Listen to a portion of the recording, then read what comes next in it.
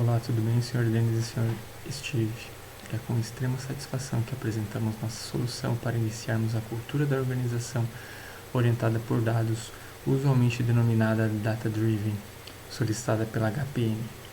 Antes de iniciar nossa solução em business, tomo a liberdade para apresentar nosso time que se chama BI Solutions e é composto por 8 integrantes. Eu, Nelson Carlos da Silva Maroni, Silvano Dias Ramalho, José Flose, Thaís Vidal, Gulissan Saldanha, Caio Barreto, Felipe Buzatti e Maximilian Brandão.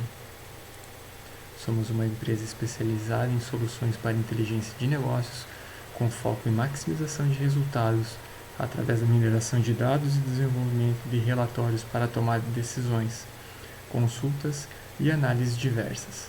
Para isso, manipulamos o banco de dados após é feita uma estruturação e modelagem desta base. Em seguida, criamos as medidas e cálculos para as análises. Posteriormente, são criados os designs, os dashboards e é realizado storytelling dando sequência, criamos a arquitetura dos dados e finalizamos com a governança dos mesmos.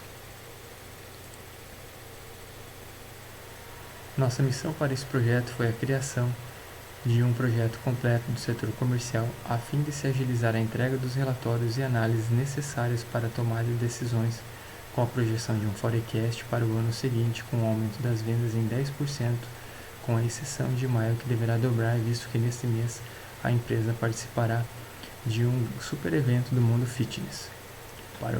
Para suprir o objetivo descrito, alguns tópicos foram solicitados, sendo eles: realizar uma projeção de faturamento para 2014 para ajudarmos a HPN a traçar o orçamento. Eles nos contaram que desejam ter um aumento de 10% ao longo do ano em comparação com 2013, com exceção de mês de maio de 2014, onde eles esperam dobrar o faturamento em relação a 2013. Ajudar a HPN a encontrar oportunidades de melhoria e com isso ser possível atingir as metas do 2014. Algumas possibilidades de análise são a queda de faturamento ao longo do tempo, as variações na margem, produtos sem vendas, cliente há muito tempo sem compras, taxa de abertura de novos clientes, identificação de outliers, aumento de devoluções de vendas, produtos e clientes com performance abaixo da média, correlação entre variáveis, entre outros. E, para finalizar, criar um guia de implementação em português, com diretrizes para impulsionar a adoção da solução pelos usuários e com os processos de governança descritos. Questões como as abaixo são importantíssimas de serem definidas. Quais licenças devem ser adquiridas pela HPN, quais usuários poderão criar relatórios e de onde irão obter os dados, quais serão os papéis e responsabilidades de cada usuário, como será o processo de compartilhamento dos relatórios e quem será responsável por fazer melhorias e incrementos na solução. Dando sequência, seguimos com o nosso analista Silvano, que vai explicar agora a parte da arquitetura dos dados. Olá, Denis. Olá, Steve. Eu sou o Silvano. Nós da BI Solution pensamos numa arquitetura ideal para trabalhar com HPN, né, utilizando o Power BI. A nossa arquitetura ideal, ela parte da nossa base de dados, né, disponibilizada, né, em que nós consumimos esses dados através de uma ETL num fluxo de dados, né, e aqui nós criamos esse fluxo de dados dentro de um workspace que serviu de repositório para nós, tá bom? Criamos esse fluxo de dados e dentro desse fluxo de dados nós temos as nossas tabelas e entidades aqui dentro, ok? Depois nós consumimos esses fluxos de dados aqui dentro do Power BI Desktop para depois publicarmos ele no conjunto de dados online. Tá?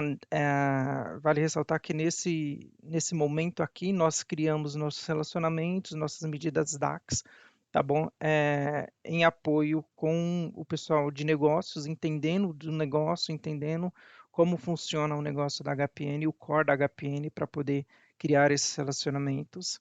Ok? Publicamos um conjunto de dados, né? Disponibilizamos todos os dados que precisamos para termos nos relatórios. Depois, conectamos novamente com o Power BI Desktop e modelamos o nosso relatório, onde que nós publicamos novamente no modelo online, tá bom? Então, aqui nós dividimos ele em duas em dois ambientes, né? Aqui um ambiente online e um ambiente local para criar essa arquitetura, tá bom? Benefícios de termos criado esse tipo de arquitetura, de podermos separar, fazer a separação das camadas de ETL, né? Modelagem de dados, ETL, modelagem de dados e visualização, tá bom? Ter uma maior facilidade de trabalho em equipe, né? Podendo separar as equipes que cuidam de cada camada, ok? A redução no tempo de atualização do conjunto de dados, né? Que a gente pode deixar o trabalho pesado na transformação dos dados aqui nos data flows, tá ok? E a reutilização das transformações de dados, dos modelos de dados e cálculos, reduzindo a redundância e a manutenção e aumento da consistência dos dados, né? Quando a gente pensa aí em Self-Service BI em esteira de dados. Resumindo, vamos ter uma única versão da verdade, uma única versão dos dados que estarão disponíveis na nuvem, ok? Essa, então, é a nossa arquitetura ideal. Pensando nisso, nós criamos aqui um ambiente sandbox, tá? Que é um ambiente de desenvolvimento. Então, aqui nós temos o nosso flow, nosso data flow, que está se conectando no SQL Server. Depois nós temos os datasets, né? Um dataset global e depois um outro dataset que nós criamos para criar algumas medidas para visualizações de what if, né? Que eu vou apresentar para vocês nos nossos relatórios. Então nós temos nossos datasets e aqui nós temos os nossos reports, ok?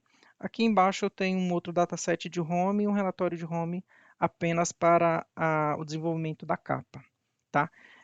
Esse daqui nós estamos no ambiente sandbox, tá?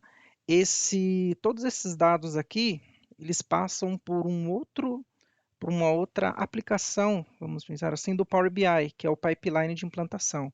Então eu tenho esse ambiente aqui onde eu posso testar, né, fazer teste dos meus flows, dos meus datasets, relatórios, para consecutivamente eu levar eles para a produção, que está no outro ambiente, tá bom? Então nesse ambiente sandbox eu faço os testes, né?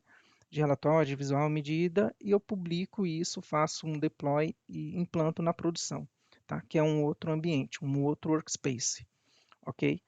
E aí, esse outro workspace de produção, percebe que ele não é igual ao sandbox, né? Ele acaba no final do dia sendo o lugar onde todos os dados vão estar disponíveis para toda a companhia. Depois disso, que nós fizemos a publicação e os dados, os relatórios já estão disponíveis para a companhia, nós criamos um aplicativo, ok? Para que sejam disponibilizados essas visualizações aqui, né? Então, nós temos esse aplicativo aqui. Dentro desse aplicativo, nós configuramos algumas audiências, ok? Então, nós temos uma audiência que é aberta para todo mundo, de colaborador. Somente os colaboradores vão visualizar alguns relatórios, a liderança e a diretoria. No caso, você, Denis, e você, Steve. Ok? Dentro desses relatórios aqui, dentro dessas audiências, nós temos algumas sessões, né? Então, tem a capa, né, que está visível para todo mundo. Temos aqui as vendas, os clientes, os produtos, né, os outliers e a análise de what if, ok? Para cada um desses relatórios nós temos essas audiências e para cada audiência nós temos aqui para quem vai visualizar, né? Pensando que dentro do Power BI nós conseguimos distinguir quem serão os usuários que vão visualizar cada um desses relatórios.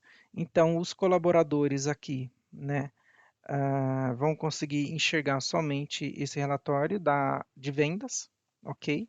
Pensando aqui que se nós também distinguimos conforme a região, qual é a região que cada colaborador vai poder visualizar, tá bom? Os de liderança, aqui nós temos o Pedro também e o João Paulo incluso aqui dentro.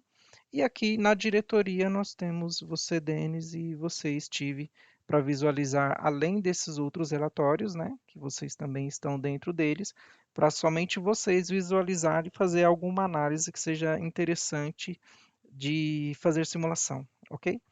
Feito isso, nós publicamos esse relatório, né? Então, esse relatório está aqui, publicado, para que vocês possam fazer as análises. Como eu disse, temos as audiências aqui, né? e aí segregado por, por cargo, por hierarquia, ok?